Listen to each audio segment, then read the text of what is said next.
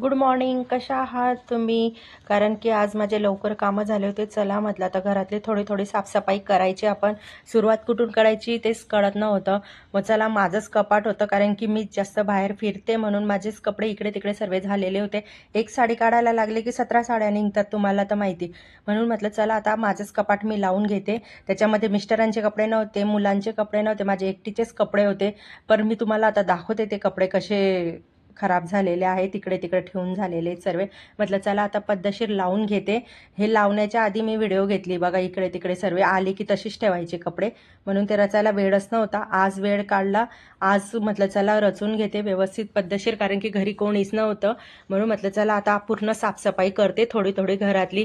पहिली सुरुवात कपड्यांपासूनच केली मी. म्हटलं चला आता पद्धतशीर कपडे लावून घेते. कपडे वगैरे लावल्यानंतर पण मी तुम्हाला दाखवते व्हिडिओ कशी लावलेले आहेत कपडे.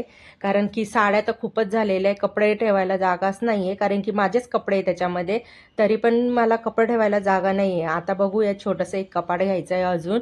आता हे मी कपडे लावून झालेले आहेत, माझे साड्या पण आहेत तिथं पद्धतशीर लावून ठेवलेले आहेत मी.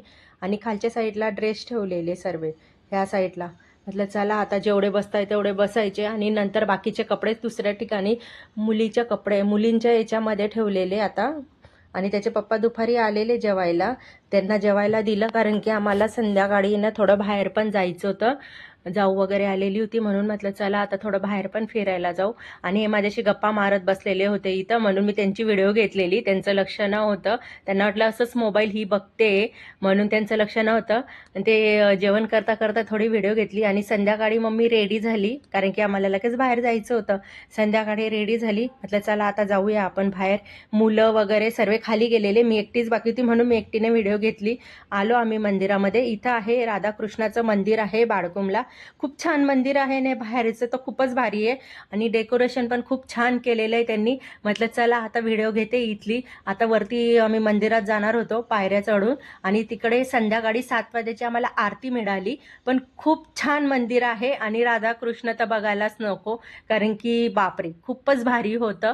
मग मी म्हटलं आरती करता चला थोडी व्हिडिओ घेऊया. मग थोडी व्हिडिओ घेत बसलेली. आरती तर बराच वेळ चालली, अर्धा तास तर आरतीच चालली तिथं. मग थांबलो आम्ही, आणि प्रसाद पण तिथं घेतला, कारण की रोज संध्याकाळी तिथं प्रसादाचा टायमिंग 8 वाजेपर्यंत असतो. आणि रोज मस्तपैकी मोठं असं हे भरून देतात, ते प्रसाद पोट भरून देतात. असं नाही आहे की थोडासाच देतात, कारण की पोट भरून देतात. आणि हे आतलंच आहे, मी व्हिडिओ घेतली ते आतमध्येच होतं. आणि हे आम्हाला थोडं थांबेपर्यंत, आरती होईपर्यंत आम्हाला रात्रच होऊन गेली तिथं. मग आम्ही प्रसाद खाल्ला आणि तिथंच थांबलो. तिथंच प्रसाद खाल्ला, कारण की आम्हाला परत दुसऱ्या ठिकाणी जायचं होतं. मग मी थोडी व्हिडिओ घेतली तिथली पण छानपैकी. म्हटलं चला आता जाता जाता घेऊया थोडी व्हिडिओ, म्हणून जाता जाता मी थोडी व्हिडिओ घेतली तिथली. आणि म्हटलं चला आता मग गाडीमध्ये बसलो. गाडीमध्ये बसल्यानंतर वेदला लागली होती भूक, कारण की त्याला मी थोडा प्रसाद दिला तरी पण त्याला भूक लागली. तो बोलत होता सारखा चला बाहेर हॉटेलमध्ये खायला जाऊया. बाय गाईज, कशी वाटली व्हिडिओ?